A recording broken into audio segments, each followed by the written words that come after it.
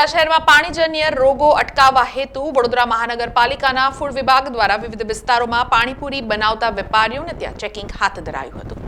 વડોદરા મહાનગરપાલિકાની food and drug શાખા દ્વારા વિવિધ ટીમો બનાવી પાણીજન્ય રોગો અટકાવવા માટે શહેરમાં પાણીપુરી બનાવતા વેપારીઓને ત્યાં ચેકિંગ કરવાની કામગીરી હાથ ધરાઈ હતી।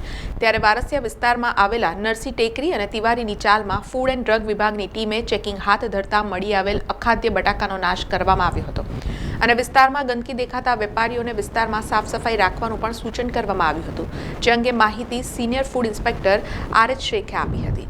પાણીજન્ય રોગો વડોદરા શહેરમાં ફેલાય નહીં તેના માટે કાર્યવાહી જે ચેકિંગની કાર્યવાહી છે એ પાણીપુરી બનાવે છે, પાણીપુરીની પૂરીઓ બનાવે છે એ વિસ્તારોમાં હાથ ધરવામાં આવી રહી છે।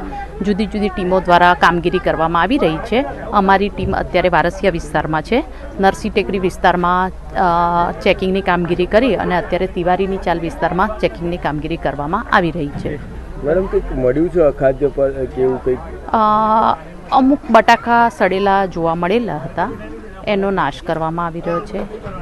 ચણા સારા જણાઈ આવે છે। પહેલાં એ લોકો બટાકા બાફવાની સાથે ચણાને પ્લાસ્ટિકની થેલીમાં મૂકીને બાફતા હતા, એ અત્યારે જોવા મળેલ નથી।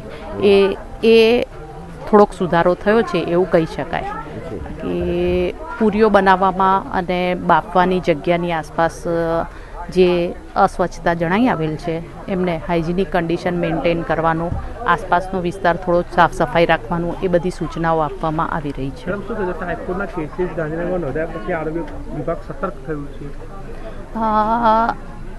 એવું કહી શકાય?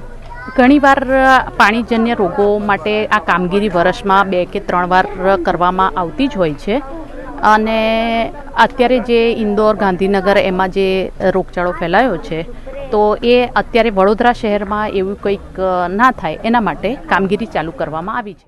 સમાચારોના સતત અપડેટ માટે TNN ન્યૂઝને YouTube પર સબસ્ક્રાઇબ કરી બેલ આઇકોન પ્રેસ કરો અને અમારી સાથે જોડાયેલા રહો ફેસબુક, ઇન્સ્ટાગ્રામ અને ટ્વિટર ઉપર।